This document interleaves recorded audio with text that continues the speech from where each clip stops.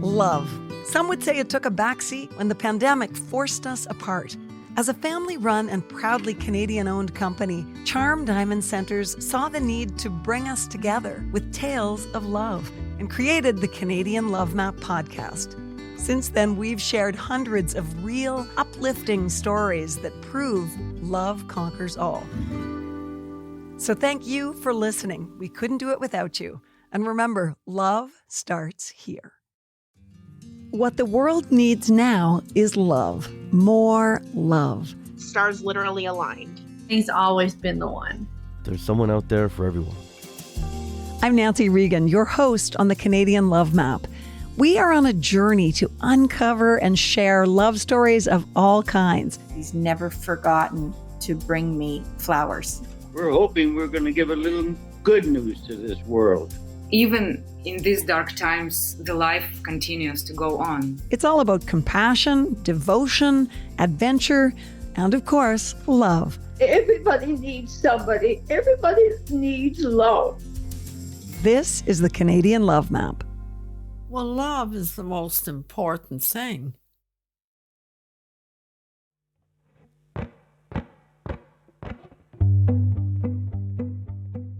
There can be this idea that life ends after motherhood, that like a mom doesn't have dreams after motherhood. And I didn't want my daughter to think that life ended after motherhood, that now I'm just a servant. Like I still have dreams, I still have desires. That's where the feminine rage comes from. And then I'm taking that and I'm giving words to it in a way that is not combative, is not resentful, is not angry.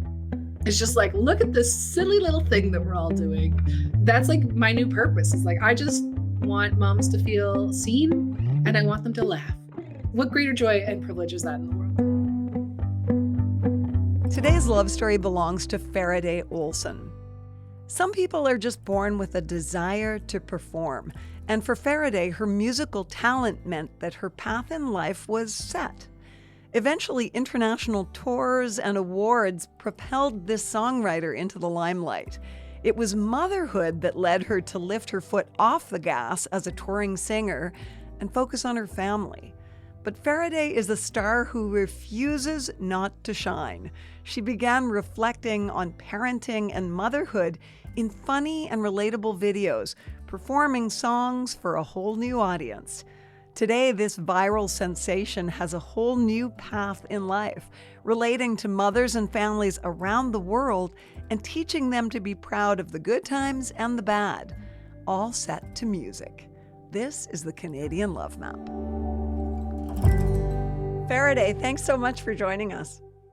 I'm so happy to be here with you. Where are we finding you today? I live in Saskatoon, Saskatchewan. And I have one burning question that I really can't help but start with this. Where were you when I was a mother of young children? Where I'm not sure. Were you? I probably wasn't on my own motherhood journey. I needed you. Yeah, you were probably in elementary school, actually, or not in existence yet. I love what you're doing, and I can't wait to have our listeners hear a little bit more about you and tune you in. But let's start with your musical journey. When were you first a singer or a songwriter? Which came first? Well, both. I grew up in a really musical family. My father was a musician, so I joined him. You know, we didn't have the internet, so I would just come to the rehearsals with him and just sit in the corner listening to them rehearse their songs and come to shows. I feel like I was born with a wish to be a musician. From the age of 2, I was like trying to be on coffee tabletops, singing my little heart out. So it was like always a dream and a joy for me. And that's how I started. So I had lots of mentorship in my father and his, other friends. And then I started pursuing music, as soon as I could. And as soon as I had the confidence to start getting on stages and learn. Well, okay. So you talk about your father being a musician. Let's talk about your parents or how you were parented. What was that journey like? Oh, how I was parented. Great question. My parents, I feel like my parents were gentle teaching parents before gentle teaching was even a word, which, is a little scary because I'm like, am I the measure of successful parenting? Because I'm an odd duck. But I was definitely raised without ideas about authority. Sometimes parents have this idea of like, I know what's best for you. My parents were like that. They were very much open from a very young age. Like everybody makes mistakes, even parents do. Sometimes, we might do this wrong. So that was very helpful. My own parents raised me with a lot of freedom, with a lot of love, with a lot of ease. So there's a lot of people online whose motherhood journey goes through some stuff around perhaps like righting the wrongs of their own parent. Whereas I would say that mine is quite different. A lot of times I'm like, well, if my mom thinks I'm doing okay, then I guess I am too. I must be. Yeah, that's amazing. I think a lot of people can relate to a story of having grown up with a paradigm of perfection or Mm, perfectionism. And it yeah. sounds like you were outside that box. Yeah, my mom was also the income earner. So there was a dynamic where my dad was the one who picked up us up from school and made a lot of the suppers. And so my mom wasn't somebody who was like crafting with us or, she'd like take us to meet to a soccer game and then be like, bye, see you later, pick you up in an hour. Like she wasn't making cupcakes. And that has helped me a lot as a mom because I know that some people whose mom, when they had a mom who really excelled at like care tasks, Mhm. they have this standard for themselves where I wouldn't say that my mom's not a great cook and neither am I. And so there's lots of freedom in that when your own mother gives you obviously a tremendous mom, but like not like she's not excelling in like domestic excellence. I think it's material to find out what she did. What was her career? Oh, my mom was like a teacher and a psychologist. So a lot of times she sits with people who have ADHD and those kinds of things and really works with them on the diagnosis and then on the educational plan. So yeah, she was already kind of a psychologist in nature. So she had some understanding of what are some techniques that are helpful in parenting. Okay, so we've talked about your parenting. Let's look at the flip side of the coin. What were you like as a kid? Oh, I was like very difficult. In that, Oh, I think I just had a ton of energy. It was a rocky start. I was a difficult baby. I had colic, so it was just like very difficult. And then I had a lot of energy. I've always had like a strong streak of what I knew was right for me, which was why they were the right parents for me. They kind of were. I didn't really grow up with many rules. I had guidelines, but because they felt like the more rules I had, the more I rebelled. And so they just created guidelines for me. They didn't, I was a musician. Was raised by a musician, but I was never put in music classes because they just knew I like that rigidity would not work for me.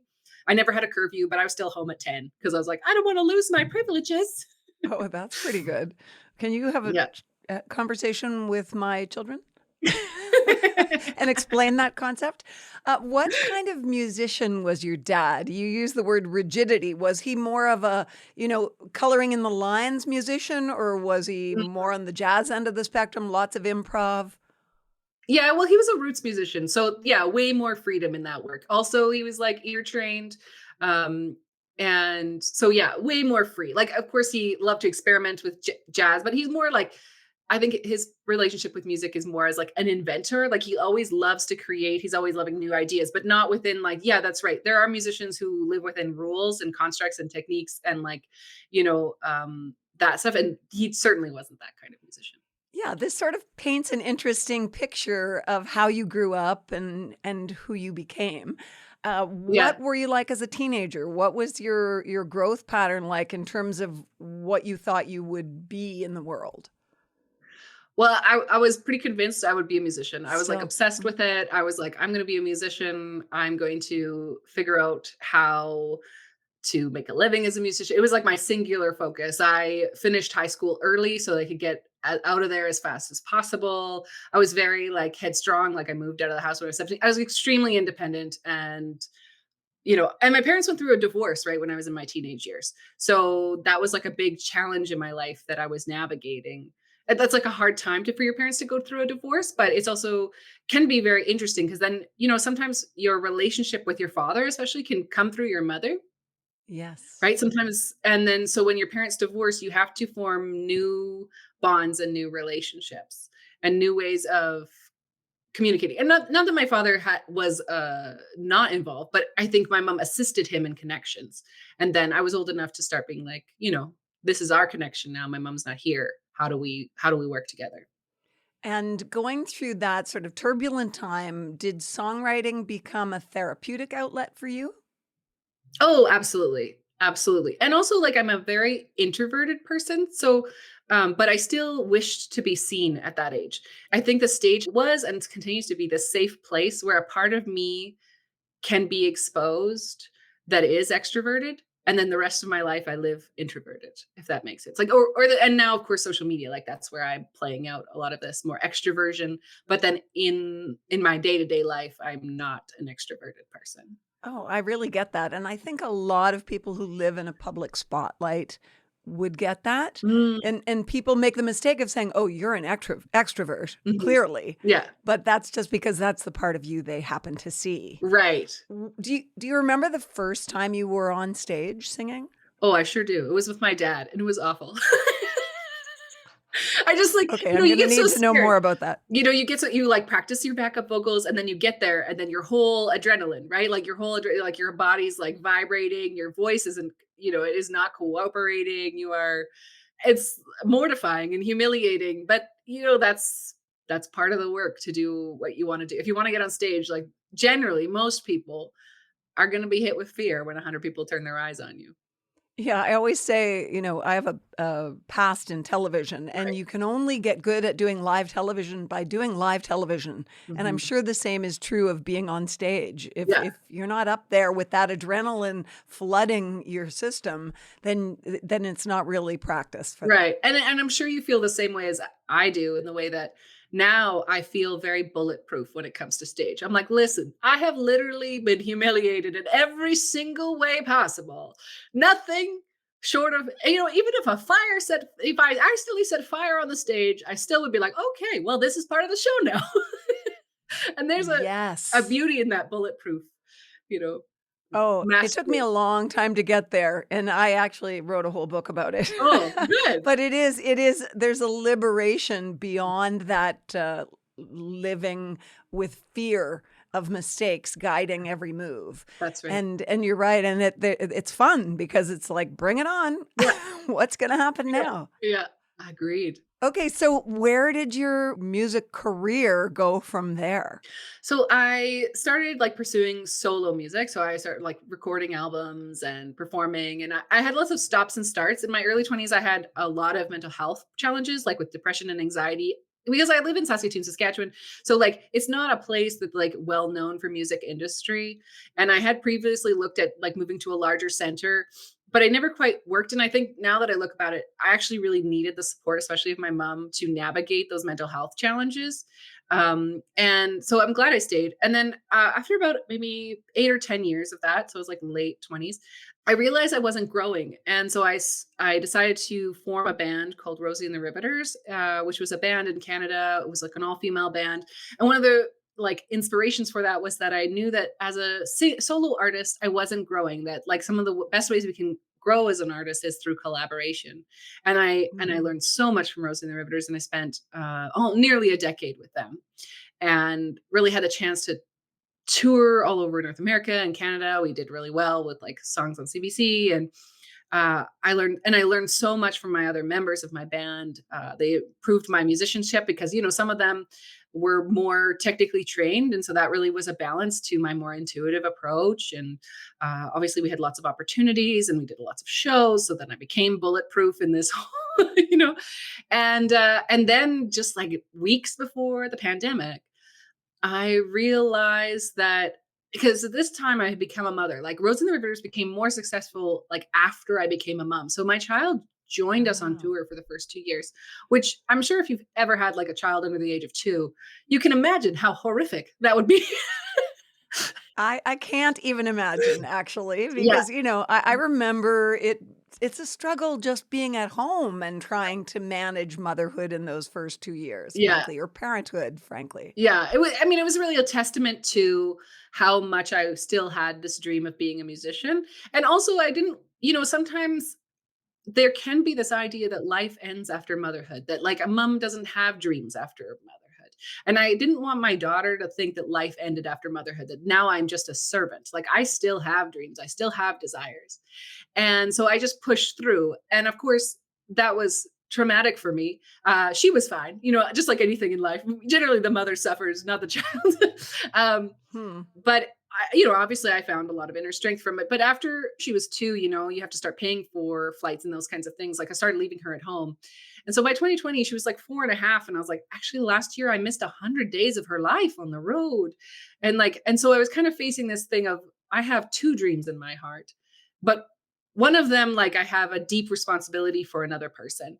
And also I had come to this place of like, you know what, like if it's never more than this is still amazing. Like I've still been gone to Labrador and Germany and Nashville, and I've done soft seat theater. So like my goal has been achieved. And so I was like, but my true heart's desire of being a mother and being here for these years is not something I get a second opportunity again. And it's such a, how it is. It's like as big as your dreams are for your career, for me anyway, these days with her are precious. And so I decided, like, it was like 2 weeks before the pandemic, Yeah. like the lockdown, it was truly just, my own intuitive guidance being like, okay, this is actually done. Like, I need to leave this band and make changes so I can stay home. And then, of course, like the universe was like, okay, let me show you life at home. Let's go big or stay home. Yeah. Yeah. So I obviously through the pandemic, my husband works in healthcare. So I was just full time, like 16 hours a day mothering. And while I began this journey of figuring out like, what's my second career? Like I've dedicated, like truly, this was my dream from as soon as I was conscious.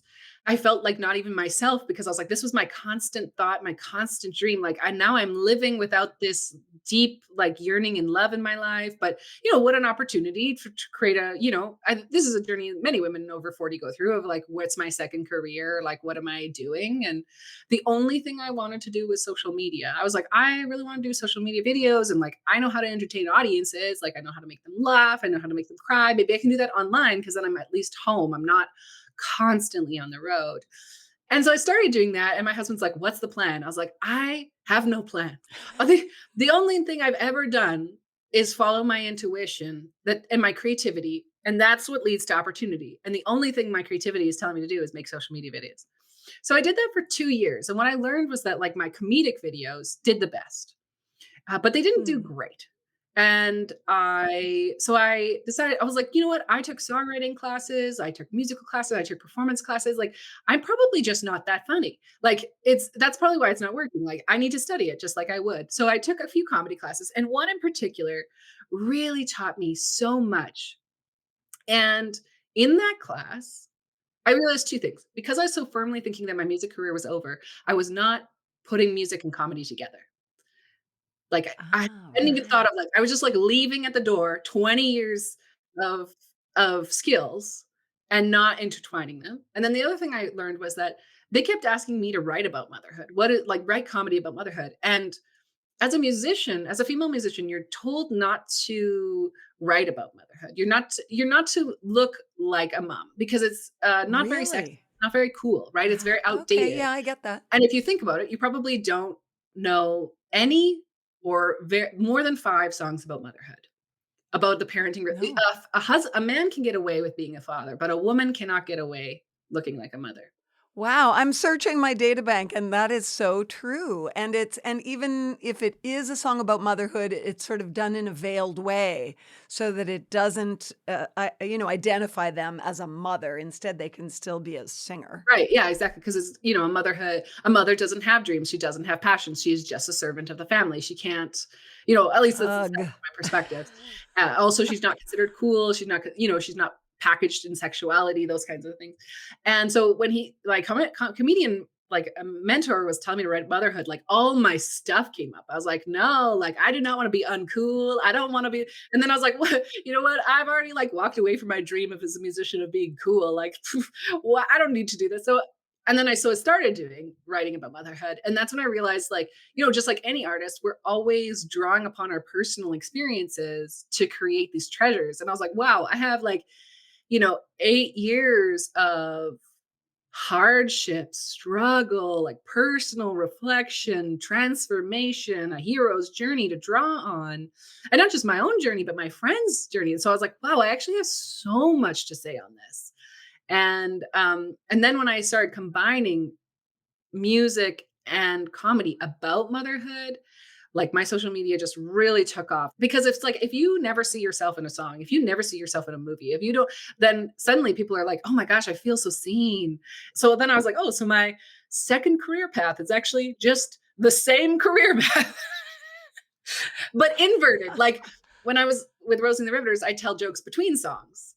And now the songs are the jokes, so it's like an inversion of my talents. And it's been truly a joy, and like kind of like falling in love a second time with music in just a totally different way. And it's been such a joy because I don't have expectations either. I'm like, well, I already walked away from my dream once. Like whatever this is just a bonus. Like it can be whatever it wants to be. You talk about being bulletproof, but how much does vulnerability play a role in your success, do you think, with the comedy music combo? Oh, I mean, it's essential, right? Because I think that in general, music is about being vulnerable and telling people your secrets, but comedy especially is about telling the truth. It's about telling the truth about things that people don't want to say. It's about exposing what makes you angry or frustrated. It's about saying things that you're afraid to say. And online, on being on social media, you need to show up in a way, like one of the things that has really shifted in the last few years of culture online is that being authentic or vulnerable like is more important than being perfect. And so Yeah. not everybody's willing to show like their house is messy or that they don't have makeup on, but that makes you real to especially to other mothers. Like if I look like a mess, people are like, yeah, I get it. She's real. Yeah, exactly. What did your husband think about this whole thing, particularly when it started to blow up? Right. Well, so the first song that really blew up is called You Are Such a Good Dad.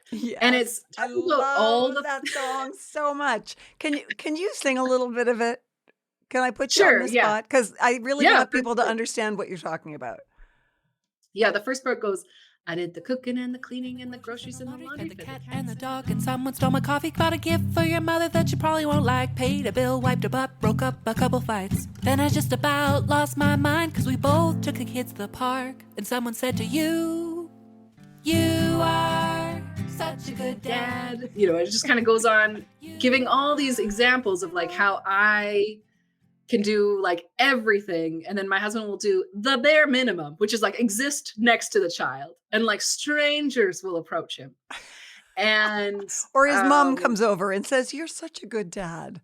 yeah, exactly. I love that part. And the great thing is that my husband's always been married to me, so he's not surprised by like as soon as he strapped on that baby when she was 2 weeks old and went for a walk around the park, he was like, I am a star, Farideh. People are approaching me. Like women are talking to me and just saying how amazing I am. He's like, this is the best thing that's ever happened to me. So this is something we laughed about. And so, I released this video and people are like, what does your husband think of you? And I was like, oh, he thinks I'm funny. I told my husband, if you marry me, you're going to laugh for the rest of your life. Every day for the rest of your life. And I have delivered after 11 years of marriage. And of course, like I do say controversial things of, we'll talk about like, you realize that no mother who goes to a grocery store with her child is approached by a stranger to tell her how great of a mom she is. In fact, she will be corrected. If a stranger's going to approach her, they're going to tell her she's not a good mom. She needs to get that kid in line.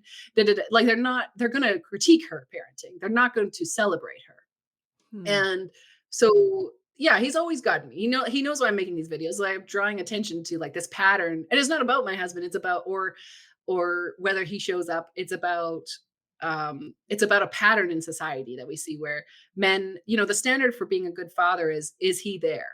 Did he see the whites of the eyes of his kid? That's it. Whereas a mom is like, was she cooking? Was she cleaning? Did she make cupcakes? Did she remember my birthday? Did she do it with a smile on her face? Did she ever yell at me? Like there's 90,000 ways in which we critique the standard of motherhood, and only one that we critique fatherhood. We couldn't share the great stories that we do here on the Canadian Love Map podcast without the amazing support of Charm Diamond Centers. They are Canada's largest family-owned jeweler, and they're proud to be putting love on the map. The folks at Charm Diamond Centers are thrilled to be a part of your love story. So visit charmdiamondcenters.com or one of your local stores. Love starts here. I remember having this realization very early on with my first of 3 children, that motherhood is built for guilt. It's like I found you feel guilty about everything. If your baby's not sleeping well, it must be my fault. Yeah. If the baby's not eating well, nursing well, the house is a mess. Everything came down to I'm not a good enough mom. And you have a song called Good Mom, which really is magic. Can you tell us about that? Sure. So this song is exactly about that mom guilt, because I think that because of those standards of motherhood, it is like infinite. It's infinite. It's like whack-a-mole. Like as soon as I get her to sleep through the night, I'm like, oh, I'm getting her to eat enough vegetables. As soon as I get her to eat a cucumber, I'm like, oh my God, she has too many screens. As soon as she's, I figure out how to it's just constant, right? Like, is she reading enough? Am I spending enough time with her? Did I look her in the eye, or was I just constantly doing other things? Like, it's infinite. And, I obviously worry, am I doing a good enough job? And there's this fear when you're a mom, you won't know whether you did it right for 20 years when they come back to you and they're like, these are the things you did wrong. And in the meantime, you're doing your best, but you don't know whether, what you said or what you did is good or bad for so long. So I talk to my mom a lot, and then she's really said to me, you know what, she's really been there for me. When I was a kid, I hated reading. And as an educator, she was so freaked out that she was not setting me up for life, but I was just uninterested. She was trying her hardest to get me reading, and she just saw it made me more and more. And she's like, do you know how many nights I thought, is my kid going to be okay? And she's like, I racked myself. And then this year I've read 63 books, and it's April, right? Later in life, I just became a voracious reader. She would have never anticipated that. And so she's always telling me you don't have to be a perfect mom. You just have to be a good mom, and you're doing great. It's also a dirty secret that we have as moms. We don't tell people the ways in which we aren't meeting our own expectations, because people will criticize us, so I understand. So because I happen to be privileged in that I have parents who aren't criticizing me, I have a husband who really approaches me, I can lead with that vulnerability of that starts with my kid only eats macaroni. She's always staring at a screen. I rarely read her books before bedtime. I often forget to brush her teeth. But then it goes on to say I'm a good mom, not a perfect mom. And I'm always making mistakes, those kinds of things, because they're fearful if we even talk about this, then, mothers will start hitting their children and abandoning their children, and not even, you're like, no. I'm just leading with, at the end of the day, nobody wants to fight their kid on everything. And you can't, not everybody has the opportunity or the energy to constantly be critiquing a child, nor do you want to. Sometimes you just have to accept, I can fight them to brush their teeth, or I can give them a nice cuddle. We can scream it out, or we can just have a cuddle and accept that today is not that day. So that's how I wrote, and it's just very much inspired by my mom and her messages, and then being able to share that message with other moms, that we don't have to do this perfectly. In fact, I'm not sure if you found this, Nancy, but I certainly did.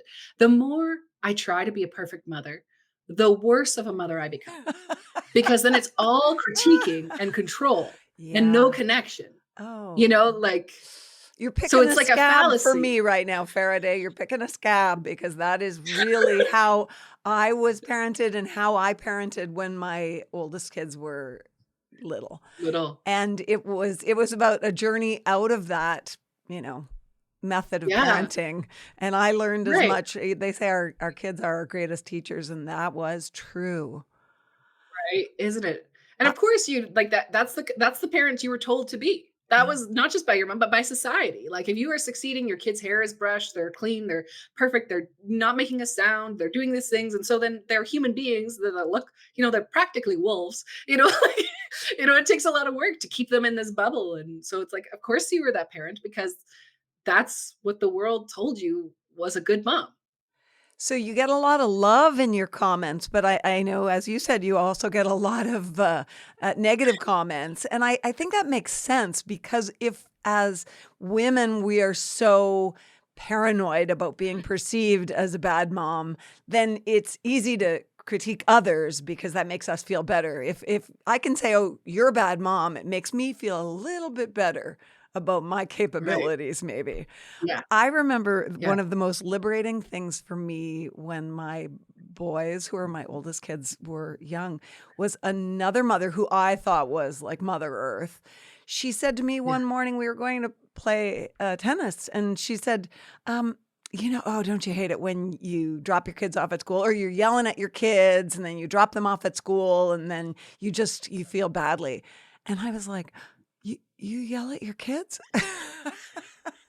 And that's right. She was doing for me what you are doing for millions of people, basically. Yeah, being like, oh, somebody else does it. Because otherwise we just hide in our homes and nobody knows the dirty little secret that we let our kid watch 2 hours of YouTube. But it's like, really, like, that's the least of the harm that can happen to the life. Right on. And how much do you love what you're doing right now? Oh, I don't know if it's actually my 40s that are also like, how I'm not sure, Nancy, this is my first time in my 40s. And I'm very at the beginning. I just turned 41. But I would say that like I am more free now than this is what women say, the 40s are your best, or like what, and the 50s are your best, and the 60s, it just keeps getting better. You think youth will give you things, but you're so insecure. Like I'm so free now. And also it's just, I happen to have, like, I already had a musical career. I already have a man I love. I already have like a family that I adore. So I'm not attached to this being this incredible thing. And therefore I have more freedom than ever. That like the stupider I am, the more free I am, the happier people are. And so there's no stakes. Like there's no stakes. It's just about my joy and my light. And I'm obviously I'm interacting with, my resentment or my anger and then turning it into a funny song. But I would say I'm so happy. And also there's a joy in developing your craft, right? Like I've been writing songs for 20 plus years.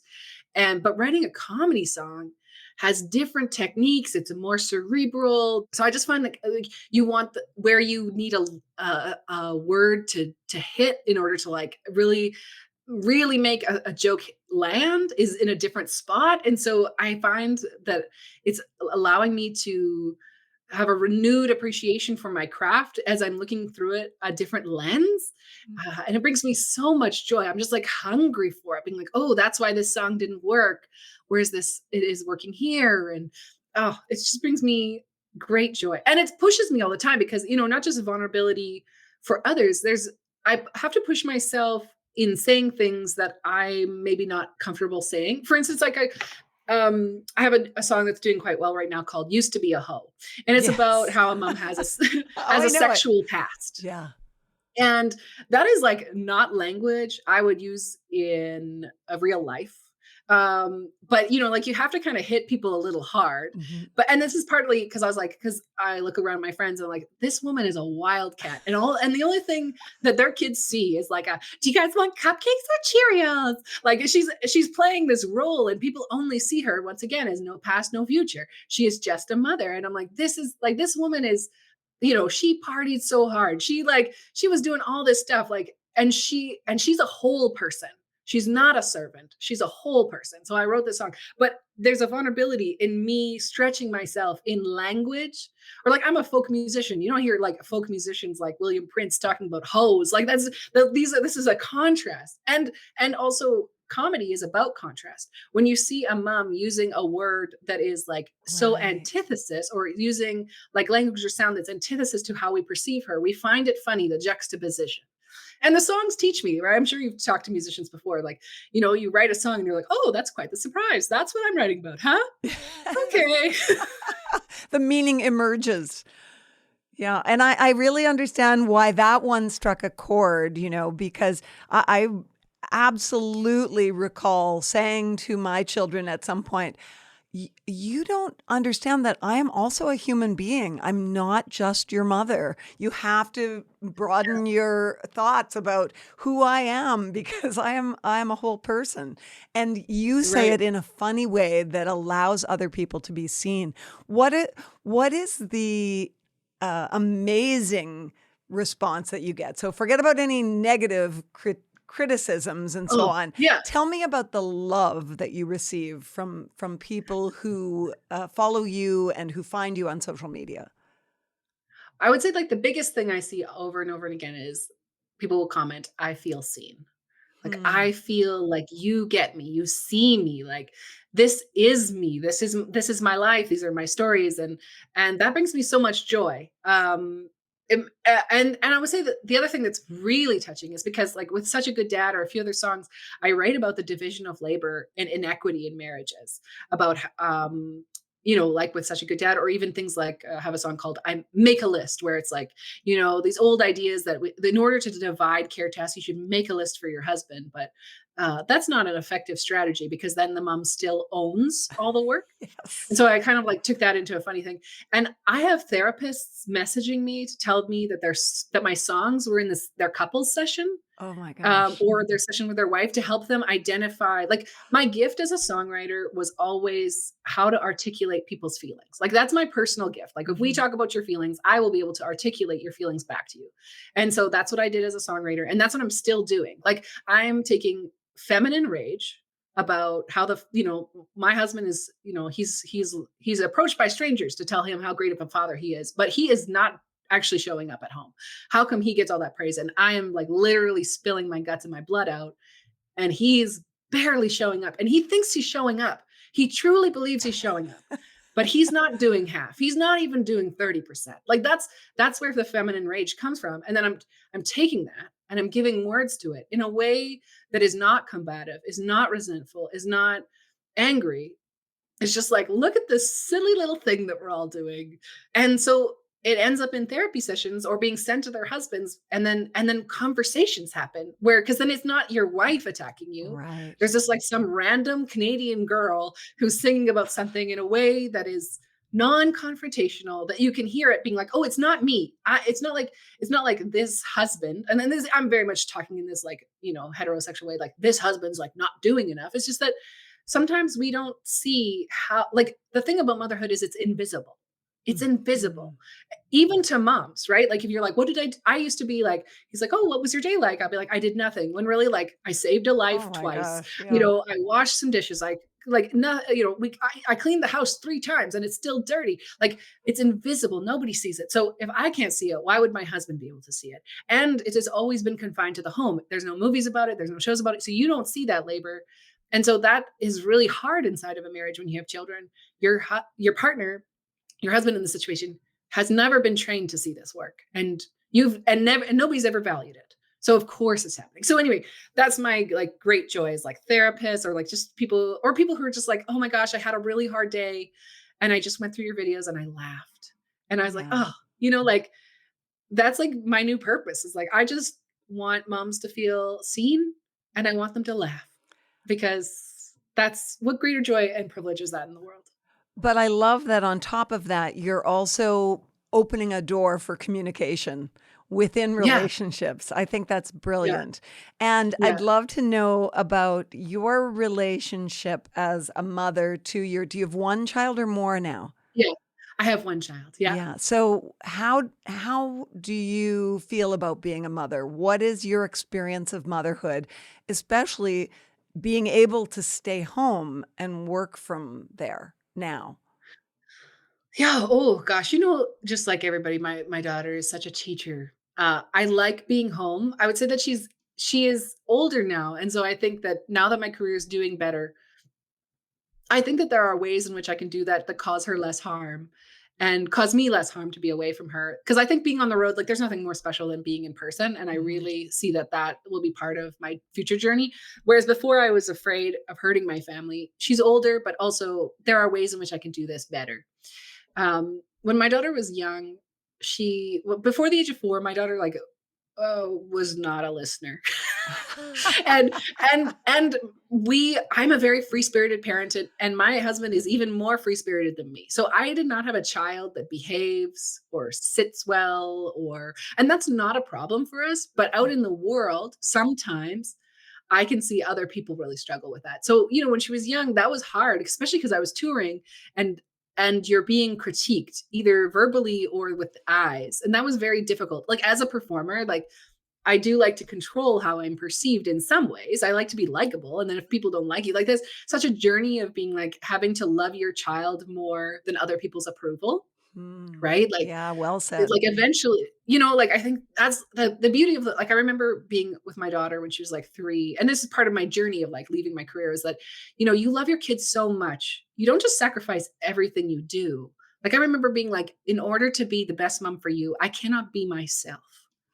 I cannot be the people pleasing, approval wanting person who wants to just be like, I need to be someone else for you. And I will do that.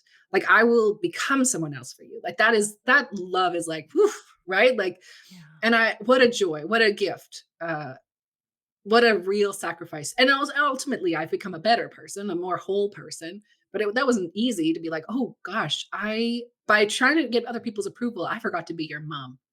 And that's who I am. So that's part of the journey. And my daughter,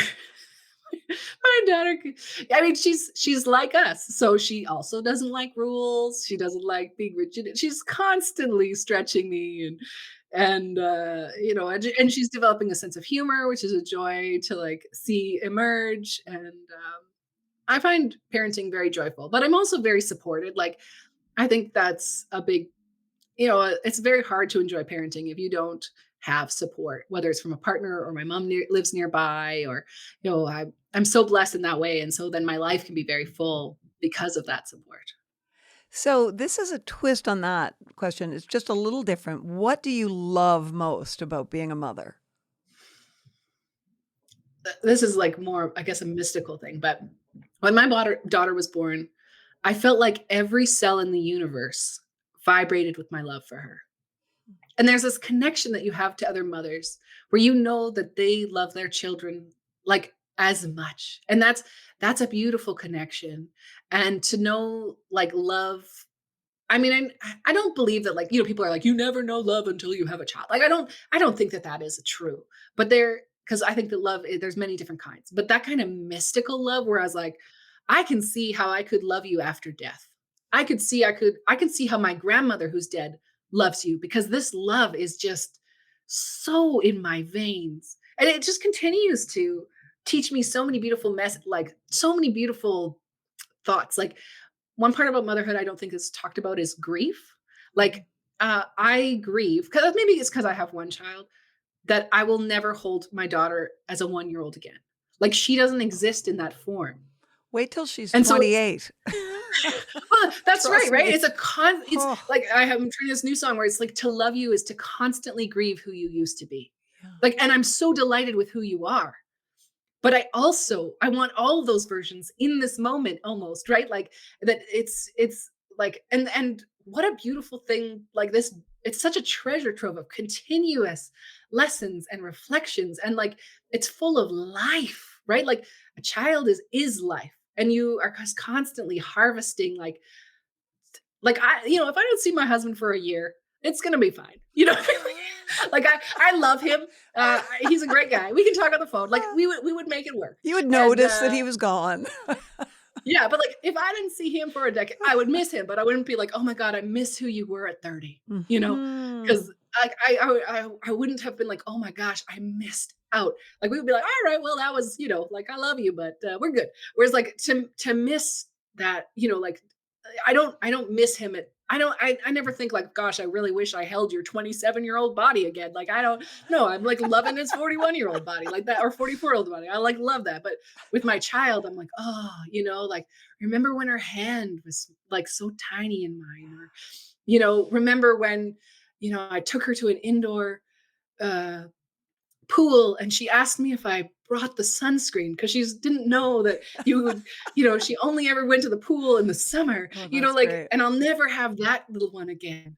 And I just think, that's grief and like beauty and love are so intertwined. And anyway, I could keep going, but those are some of my joys of motherhood. Well, I have to tell you this short story. You just brought it out of the back of my mind. When one of my sons was about 4 or 5, probably 4. And when you think, what goes on in their heads? They might say something and you just don't know where it came from. We're driving along kids are in the back seat, and he all of a sudden says, "Mommy, what do babies taste like?" And I was like, what? I mean, I don't know. I've never eaten a baby. And he said, "Oh, Mommy, no. Like when I was in your tummy, what did I taste like?" And I just couldn't help but laugh. But that's the kind of memory that you are pulling out of me right now. You know, Right. that kid just turned 26. Right. He doesn't ask me questions like that anymore. Exactly. And how precious of a person he was. You know Oh what I mean? my Like gosh. and you know, and like so beautifully you got to be there for that, right? Yeah. And you're also so, I'm guessing, so happy with who he is at 26, right? Oh, Like you so you have proud. Yeah. you're like so like once again, my mom is this inspiration because the song I'm trying to write is called she always says, "Faraday, you have a lifetime to watch her bloom." Oh, Like you're not, and beautiful. I was like, "Oh, that's it." I just constantly try and tell me, I'm like her growth and her beauty will never stop. I will constantly be watching her bloom. You know, as I do my husband, but like not in the same way. Like I was like, I try and remember that. Like I'm watching her bloom over every day. I'm watching her bloom. And, you know, Oh, but thank you for that it's phrase. I think that phrase in itself is a gift to mothers yeah, out there everywhere and parents, frankly. yeah. Okay, well, I just love what you're doing. I have one more question. I'm curious to see what the future holds, as you probably are too. You Yeah. talk about getting back to touring. Will it be just as a musician, or will there be comedy involved? Oh, 100% is musical and comedy for sure. And like there's one cool thing about being both is that I can like comedy is all about making you laugh and releasing it. In the future, I want to make shows that will make you laugh and cry, which it doesn't exist generally in comedy because like as a musician, I'm like comedy is about like giving you pain and then relieving it really quickly. Whereas a musician might give you pain and then make you sit in it for 4 minutes. And I think it's therapeutic. Like just what we talked about with grief. Like I don't want to make that funny. I want you to feel all that feeling because that is a beautiful feeling to feel. And so my shows will be music and comedy, and then but then they're not bound by the terms of either, right? Like I can make you laugh, and then I can talk about our love for our child and make you cry, and then we can go back to laughter. And so I'm very excited about like the shows I'm building, and like I'm doing Halifax Festival in May. And so that'll be televised and put on CBC. So that's like a new thing for me. Like as Right. much as I've traveled and done like morning television, I haven't done like CBC Gym or those kinds of things. So like that's a new frontier for me. And I'm really excited about it. To the moon. To the moon. To the moon. Thank you so much for joining us and sharing your joy with us. Thank you for having me, Nancy. What a lovely chat. And I would say thanks for showing up. The way you show up in the world is helping a lot of people, entertaining a lot of people, and bringing a lot of light. Thank you so much. Thanks so much for listening to the Canadian Love Map. This podcast is presented and made possible by Charm Diamond Centers. It's hosted by me, Nancy Regan, and is produced and distributed by Podstarter.